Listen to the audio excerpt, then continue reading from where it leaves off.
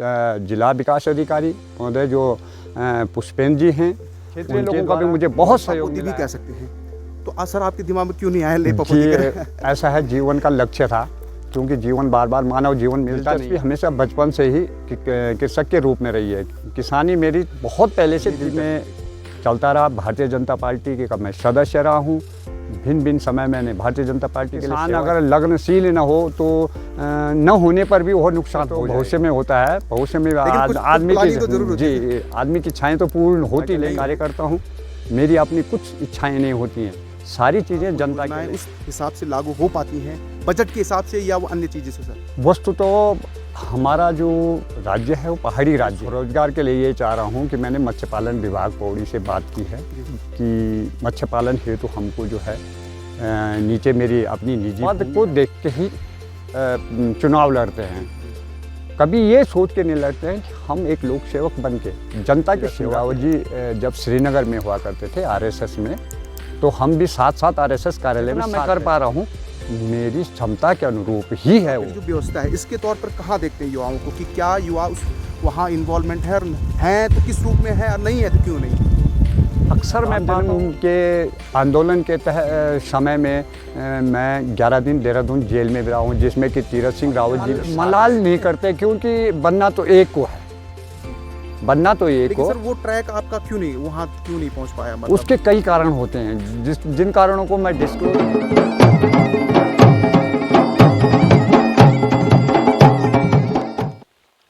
नमस्कार, एक बार फिर से स्वागत है आपका हमारे YouTube चैनल कुलदीप सिंह रोथान में।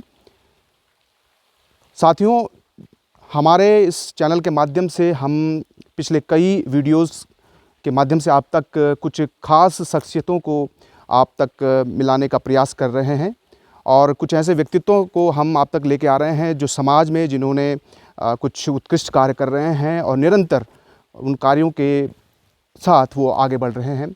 ऐसे ही आज भी एक विशेष व्यक्ति को हम आप तक लेके आ रहे हैं और वो व्यक्ति एक जनप्रतिनिधि हैं और जनप्रतिनिधि होने के साथ साथ पूर्व में भी एक सामाजिक कार्यकर्ता रह चुके हैं।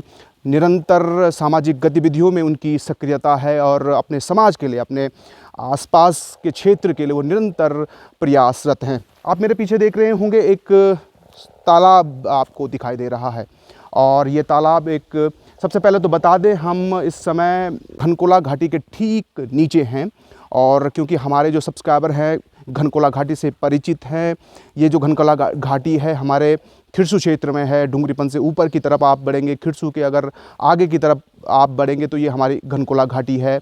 उसके ठीक खिरसू से लगभग 14 किलोमीटर की दूरी पर इस समय हम हैं और ये क्षेत्र है पाबो, भंडाई और बयड़ी का क्षेत्र है। और यहाँ पे आप मेरे पीछे देख रहे होंगे एक सरोवर बना हुआ है और ये सरोवर जो है ये एक पंचायत प्रतिनिधि की उसकी सोच का परिणाम है और उसकी सोच ने किस तरह से इस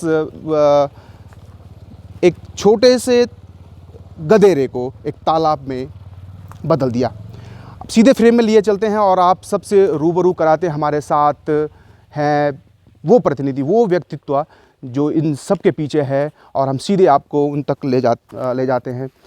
सर, सबसे पहले बहुत बहुत स्वागत है और मैं परिचय दे दूं सर का। सर हमारे साथ हैं देवेंद्र कुमार बहुगुणा जी हमारे साथ हैं, जो कि जो हमारी पंचायत व्यवस्था है, त्रिस्तरीय जो पंचायत व्यवस्था है उसके बीडीसी सदस्य हैं, क्षेत्र पंचायत सदस्य हैं, पोखरी से सदस्य। हाँ कुलदीप जी नमस्कार, मैं देवेंद्र बहुगुणा क्षेत्र पंचायत सदस्य पोखरी चलन से हूँ।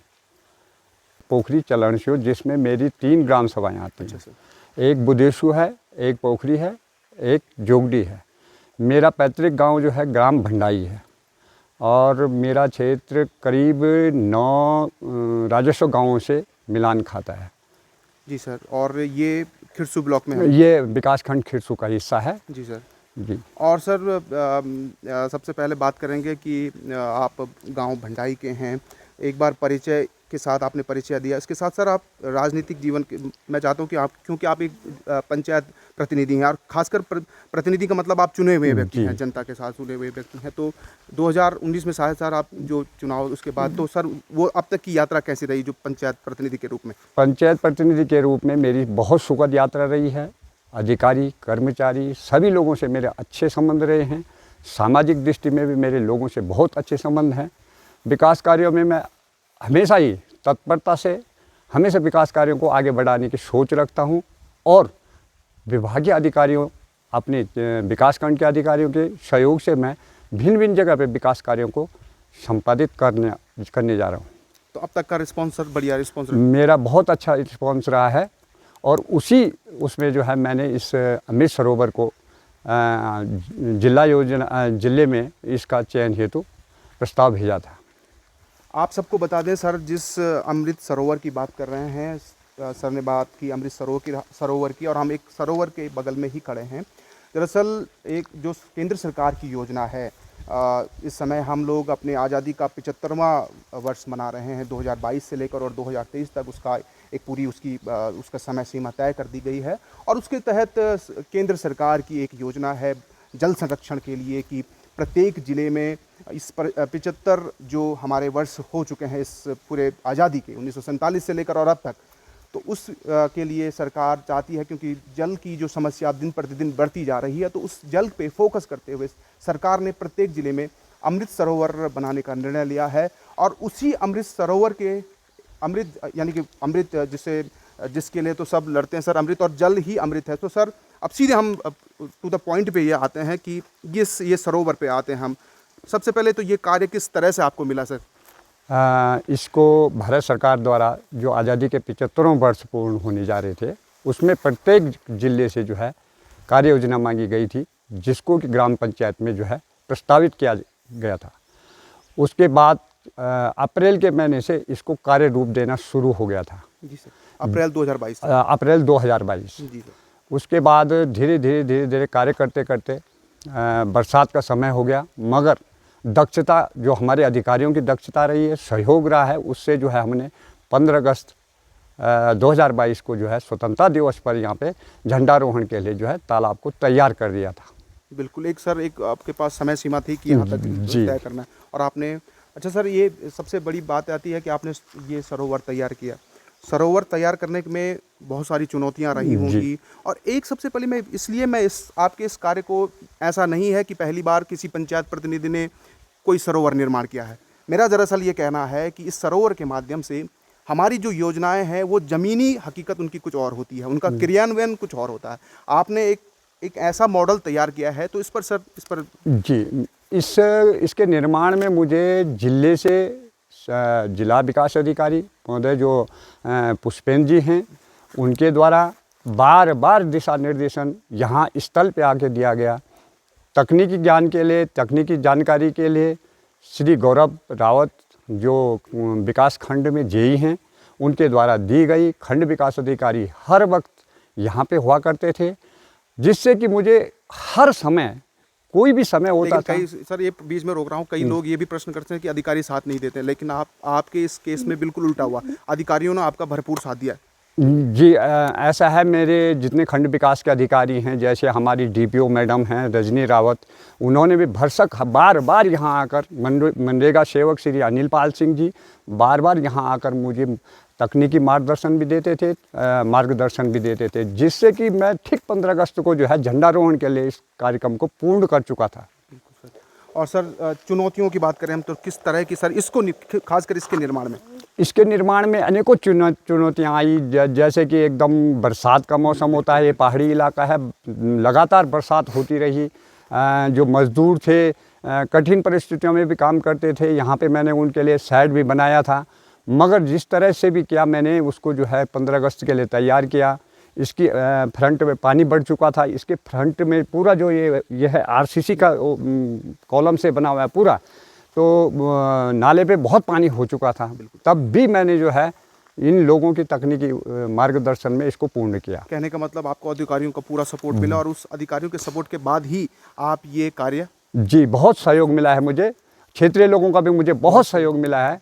जैसे सामाजिक कार्यकर्ता लोग भी जो है मुझे बार बार यहाँ पे जो है आके मार्गदर्शन करते हैं। बिल्कुल पता। सर एक बार हम इसकी माप की बात करेंगे, किस तरह से इसकी माप और ये तैयार किया गया है। जी, इसके 30 मीटर लंबाई है, जो इसका स्पान है वो 12 मीटर चौड़ा है, और इसका टोटल जो बाहर की दीवारों से बाहर का हिस्सा है, जहाँ तक दीवारें जाती हैं, ये 13.5-14 मीटर के लगभग है। जी सर। पानी की उपलब्धता सर इस पानी की उपलब्धता हर वक्त होती है, यहाँ पे निरंतर पानी होता है। जिले से भी अधिकारी जो आए उन्होंने भी जो है गर्मियों में इस पे पानी पाया, इसके उपरांत ही इस स्थान का चयन किया गया। क्योंकि सर ये अप्रैल में जब शुरू हुआ तो बीच में फिर बरसात और फिर सारी गर्मियाँ इसने झेली हैं। सब ट्रैकों पर ये खरा उतरा है। बिल्कुल खरा उतरा है जी। अब सर ये कार्य अभी पूर्ण हो चुका है, क्या इस पे कार्य बाकी है? अभी थोड़ा इस पे पेंटिंग करनी है, लेखन कार्य होना है, और ऊपर से जो है अभी एक चेक डैम बनना बाकी है, जिसे मैं शासन से मांग करूंगा कि एक चेक डैम की इसकी भी सुरक्षा होगी, क्योंकि जितने इतनी लागत इसमें लगी हुई है, तो अगर इसको भविष्य में इसको कोई क्षतिग्रस्त ना हो, इसलिए आप पीछे चेक डैम की मांग कर रहे हैं। और शायद आपकी, क्योंकि सर जिस हिसाब से ये बना भी है, अधिकारी जरूर आपकी सुनेंगे इसके पीछे से। अगला प्रश्न ये होता है सर कि जो हमारा ये सरोवर तैयार हो रहा है, क्योंकि सरकार का पूरा लक्ष्य है जल संरक्षण पे। जल आपको पता ही है कि जल ही जीवन है, और पानी बिना सब शून्य, हम सब बातें करते आ रहे हैं। इस सरोवर से आप क्या देखते हैं? जल संरक्षण में क्या नीचे की तरफ या किस तरह का भविष्य देखते हैं भूमिगत जल के लिए? इस सरोवर से वस्तुतः ये इसकी फर्श जो है पक्की नहीं बनी है, यह कच्चा है। इससे जितना पानी रिजर्व होता है, जो बचता है, इस पर रिश्ता जाता है, जिससे कि नीचे के स्रोतों को जो है वो हमेशा रिचार्ज रहते हैं। दूसरा, इसका पानी का इस्तेमाल जब बहुत पानी हो जाता है तो इसका इस्तेमाल हम सिंचाई के लिए भी कर सकते हैं। अगला प्रश्न सर, ये जो इस तरह की योजनाएं हैं, एक तो सबसे बड़ी बात योजनाएं हैं। मैं क्योंकि ये आज से आपके इंटरव्यू से पहले भी आपसे बहुत बार मिल चुका हूँ, मैंने बात इसलिए भी मैंने इस पॉइंट पे भी इसलिए भी आया था कि कई योजनाएं सर केवल हम एक दिखावे के तौर पर, ज़मीन के तौर पर, अगर सरकार 14-15 लाख या 10-12 लाख रुपए आपको दे रही है, तो लोग कुछ जिसे लीपापोती भी कह सकते हैं। तो सर आपके दिमाग में क्यों नहीं आया लीपापोती? ऐसा है, जीवन का लक्ष्य था, क्योंकि जीवन बार बार मानव जीवन मिलता नहीं है। जीवन का लक्ष्य था कि अगर सरकार का पैसा है तो सरकार का नहीं, हमारा पैसा है, हमारे उपयोग के लिए, और जिस वो चीज़ को हम निर्मित कर रहे हैं वो उपयोगी नहीं होगी तो उसका कोई मतलब नहीं बैठ जाता है, और जब उसका मतलब नहीं होता है तो हमारा वो पैसा व्यस्त जाता है। बिल्कुल, कितनी बड़ी बात सर ने कही।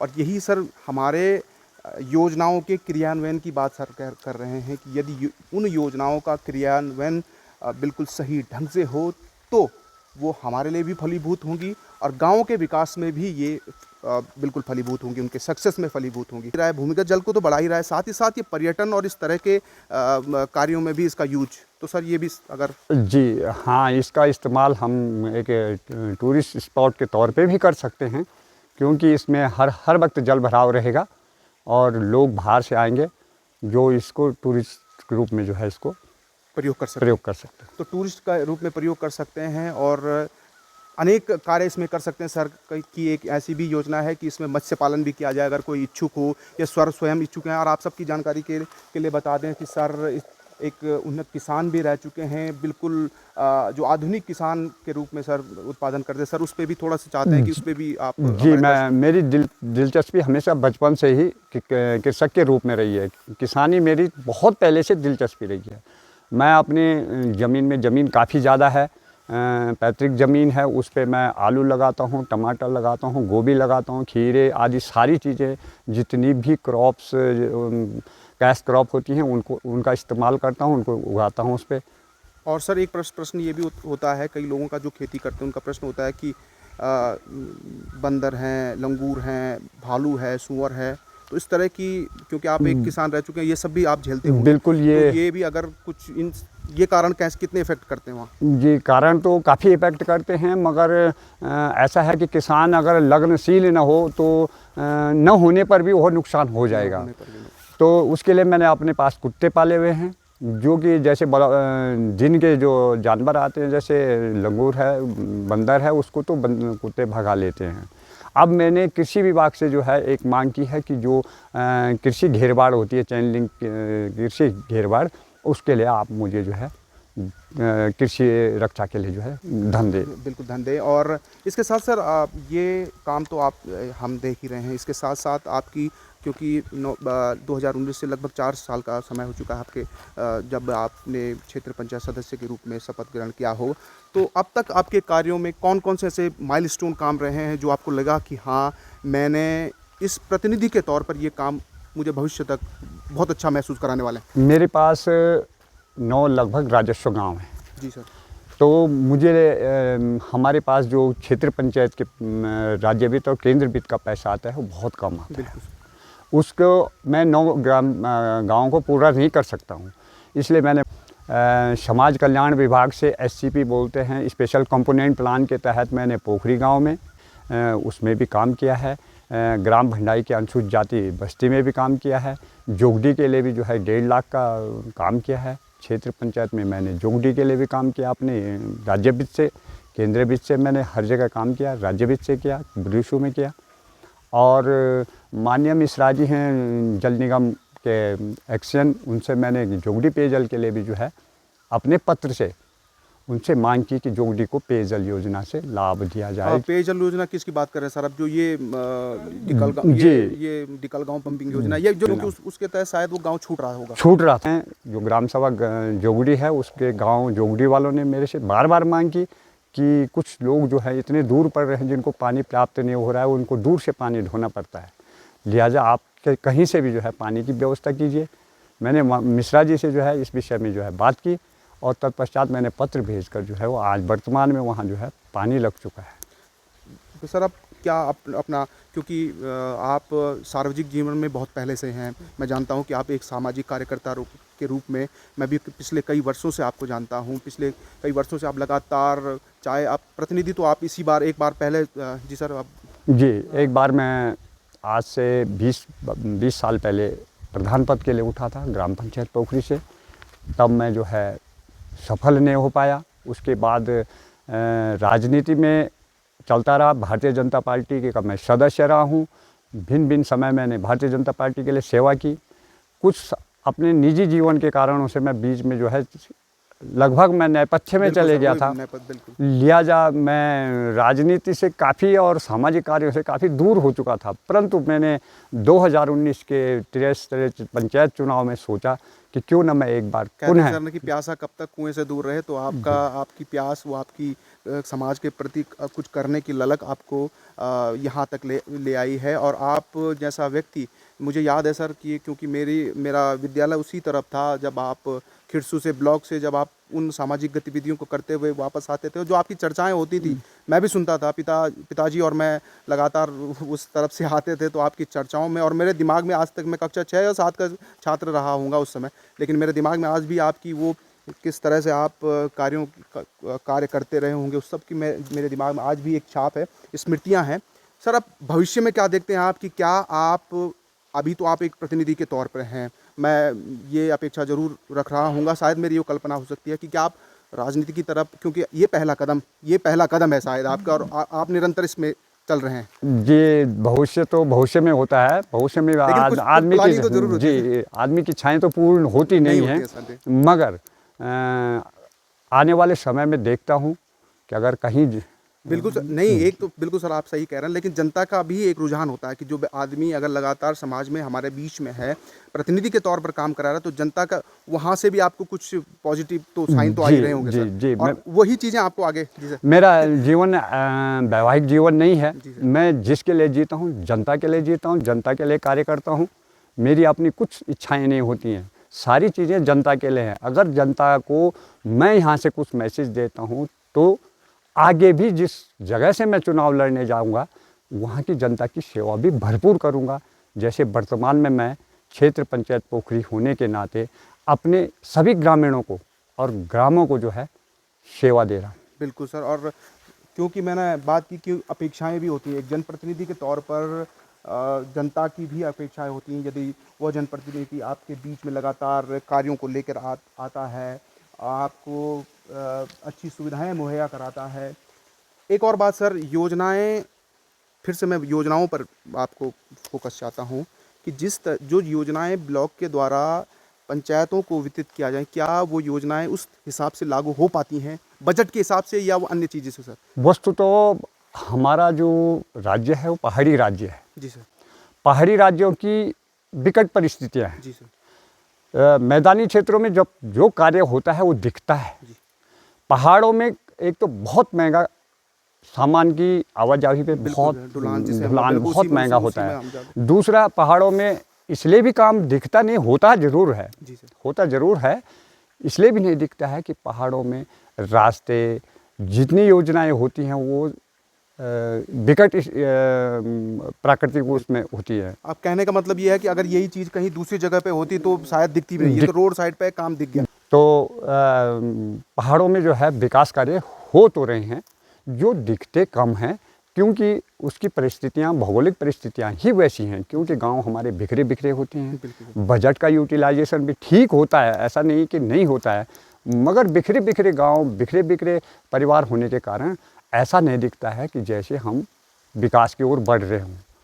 बिल्कुल। और इसके साथ सर अब क्या लक्ष्य है काम, क्योंकि अब लगभग 2000, अब मान के चलिए कि ये जो आपका पीरियड है 5 साल का, ये 24 और इसके लास्ट तक ये जाएगा, और इसके बाद इस बीच कुछ ऐसा दिमाग में है कि कुछ ऐसा फोकस है कि ये काम इस बीच होना ही होना चाहिए? मैं स्वरोजगार के लिए ये चाह रहा हूँ कि मैंने मत्स्य पालन विभाग पौड़ी से बात की है कि मत्स्य पालन हेतु हमको जो है नीचे मेरी अपनी निजी भूमि है, पैतृक भूमि है, बड़े बड़े खेत हैं, हमें 2 हौज बड़े जो टैंक होते हैं मत्स्य पालन के लिए दिए जाएं, जिसमें कि मेरी सोच ये है कि मैं स्वयं न करूं उस कार्य को, एक स्वरोजगार के लिए मैं 2-3 लोगों के लिए कार्य पैदा कर सकता हूं, उनका रोजगार पैदा कर सकता हूं। तो उसके लिए सर आप अभी कमिट हैं?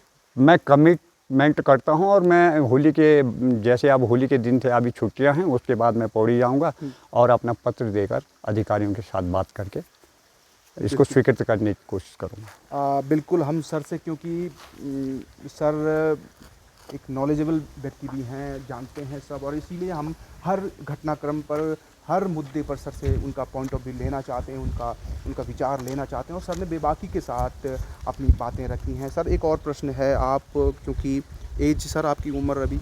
मेरी उम्र 55 साल है। 55 में से सर लगते नहीं है कि 55 साल का अपने आप को इस तरह से मेंटेन किया। सर आप 55 साल, अब युवाओं को कहाँ देखते हैं आप राजनीति में, फिलहाल राजनीति में एज ए प्रतिनिधि के तौर पर, और ख़ास करके ये जो हमारा ब्लॉक की जो व्यवस्था है इसके तौर पर कहाँ देखते हैं युवाओं को, कि क्या युवा वहाँ इन्वॉल्वमेंट है तो किस रूप में है, और नहीं है तो क्यों नहीं? अक्सर मैं पाता हूँ मेरे साथ में 50 प्रतिनिधि तो प्रधान प्रतिनिधि हैं जी, और 20 हमारे बीडीसी मेंबर हैं जी। लोगों की सोच या नवयुवकों की सोच केवल जीतने तक होती है जी, पहुंचने तक नहीं होती है। अच्छा सर, इस पे बात करें, खुल के बात करें, मतलब जीतने और पहुंचने तक। जीतने का अर्थ होता है हमें पद लेना है, पहुंचने का मतलब होता है हमें कार्य करना है। मैं पाता हूं कि ऐसा नहीं है कि शिक्षा नहीं है, क्यों, उत्तराखंड में शिक्षा है, मगर मैं अक्सर पाता हूं कि लोग केवल पद को देख के ही चुनाव लड़ते हैं। कभी ये सोच के नहीं लड़ते हैं कि हम एक लोक सेवक बन के जनता की सेवा के लिए बने। इसके लिए अपने ज्ञान को और अपने जो रिश्ते होते हैं सरकार के साथ में, हम भी एक सरकार हैं, जनप्रतिनिधि सरकार हैं, मगर जो हमारी सरकारें हैं, बड़ी सरकारें हैं, प्रदेश की सरकारें होती हैं, भारत सरकार है, उनसे अपने रिश्ते नहीं बना पाते हैं जी। इसलिए जो है बहुतायत में पाता हूँ कि प्रतिनिधि लोग अपने जो उनका एक सीमित बजट होता है उस तक ही सीमित रह जाते हैं, उस पर ही निर्भर रह जाते हैं और उसी पर सीमित हो जाते हैं। बिल्कुल सर। और ये सबसे, अब सर ये आपने एक बात की कि पंचायत प्रतिनिधि को किस तरह से अपने आप को पद तक पाने के लिए और उसके बाद उसको अपने आप को साबित करने में कितना सर, क्या मैसेज है सर आपका युवाओं के लिए, क्योंकि आप उन्हीं युवाओं के बीच में हैं? और आप, मैं पाता हूँ कि जो नवयुवक हैं और जनप्रतिनिधि बनना चाहते हैं, उनको जो है राजनीति की तरफ जो कदम रखते हैं, उनको अपने किसी न किसी राजनीतिक पार्टी से रिश्ते बनाकर या जो सत्ताधारी पार्टी होती है उससे रिश्ते बनाकर अपने क्षेत्र के लिए काम करना चाहिए। विचारधारा कुछ भी हो, लेकिन आपका मेन मकसद अपने क्षेत्र का विकास होना चाहिए। जी, जो सरकारें होती हैं वो अपनी होती हैं, सरकार अपनी होती है, बिल्कुल विचारधारा कोई भी हो सकती है, विगत 2020 में मैं माननीय तीरथ सिंह रावत जी जो वर्तमान सांसद जी हैं, उस समय मुख्यमंत्री थे, मैंने उनसे प्रार्थना की। मैंने पहले अपना समय लिया उनसे मिलने का, फिर उनसे प्रार्थना की कि मेरा एक लंबा चौड़ा क्षेत्र जो है मोटर मार्ग से वंचित है, और उसके बाद उन्होंने मुझे देहरादून बुलाया, मैं देहरादून उनसे मिला, मैंने पत्र दिया। उसके बाद मुझे 4 किलोमीटर रोड का जो है मुख्यमंत्री घोषणा में जो है 4 किलोमीटर इस क्षेत्र की जनता के लिए उन्होंने मोटर मार्ग की स्वीकृति दी है, जिसका कि लगभग अब DPR बनने जा रही है। जी, उसकी DPR बनने जा रही है। तो उस समय, क्योंकि ये मुख्यमंत्री तक ये जो बात पहुंचाने का अर्थ यही है कि सर का कहना वही है, उनका जो बिंदु है जो जहाँ पे सर लाना चाहते हैं कि युवा यदि अपने इस बजट को लेकर, जहाँ तक सर मैं समझ पा रहा, अपने क्षेत्र को इसको ब्रॉड करें सर, फैलाएं अपने आप, फैलाएं, और वही आपके फैलाव ही आपको आगे बढ़ाएगी, आपकी सफलता है उसमें। अगर आप फैलेंगे, एक प्रधान अगर आप अपने वित्त के ही लिए पर ही निर्भर हैं, मनरेगा पर ही निर्भर हैं, और आप अदर कार्य में इन्वॉल्व नहीं है, तो वो आपको सिंक करेगी, और यही सर का कहना है। सर अब इसके साथ, क्योंकि अब हम नहीं चाहते हैं कि ज़्यादा इंटरव्यू हो, क्योंकि हम लंबा इसको नहीं खींचना चाहते हैं, हम जो मैसेज देना चाहते हैं, हमारा सीधा सीधा यही मैसेज है कि एक प्रतिनिधि जो ज़्यादा लाइट में नहीं है, लोग सर काम बाद में करते हैं, पहले फ़ोटो को सोशल मीडिया पर पोस्ट कर देते हैं या यूट्यूब पर पोस्ट कर देते हैं। हम अभी इस सीरीज़ के माध्यम से, अपने इस यूट्यूब चैनल के माध्यम से ऐसे ही लोगों की खोज कर रहे हैं, और ख़ासकर हमको दूर जाने की आवश्यकता नहीं सर।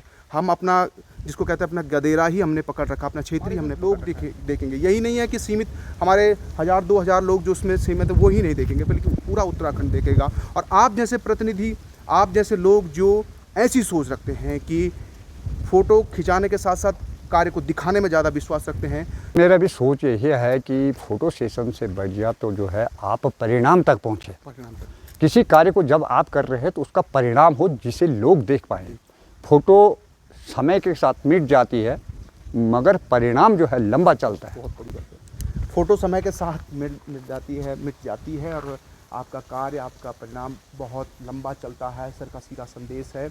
और उनका अनुभव, उनकी एक एक वर्ड सर के जिस हिसाब से उनका अनुभव कह रहा है सर। और इस सरोवर पे फिर से आएंगे, ये जिस तरह से आपका सहयोग आपने अधिकारियों की, और कोई ऐसा नाम जो आप शायद न ले पाए हों, जो ब्लॉक। जी, इस सरोवर के निर्माण में मुझे अमित बडोनी जेई हैं, मनरेगा में जेई हैं, उनके द्वारा भी मुझे जो है बरसात के समय पे जब रोडें टूट गई थी, उसके बाद जो है मुझे यहाँ पे कंकर वगैरह की ज़रूरत पड़ी, तो रोडें बंद हो गई थी, तो उन्होंने मुझे रेत बजरी जो है चौरास से जो है पर्याप्त करवाई। नदी उस समय बढ़ जाती है, चौरास से उन्होंने जो है मुझे यहाँ सप्लाई की थी। बडोनी जी, अमित बडोनी हैं, तो उन्होंने बड़ी मदद की है मेरी, मैं धन्यवाद भी करता हूँ आपके चैनल के माध्यम से। जरूर सर, उन तक भी, बडोनी जी तक भी ये वीडियो जाएगी। और बडोनी जी एक अकेला नाम नहीं है सर, आपके इस मेरे साथ बहुत बड़ी टीम रही है अधिकारियों का। है कि अगर आपकी ललक है, कार्य के प्रति लगन है आपकी, तो आपके साथ सर सपोर्ट में पीछे से खड़ा होने वाला हर व्यक्ति आपके साथ खड़ा होगा, यही आपका कहना है। तो आपको सर और ऊपर तक देना चाहते हैं।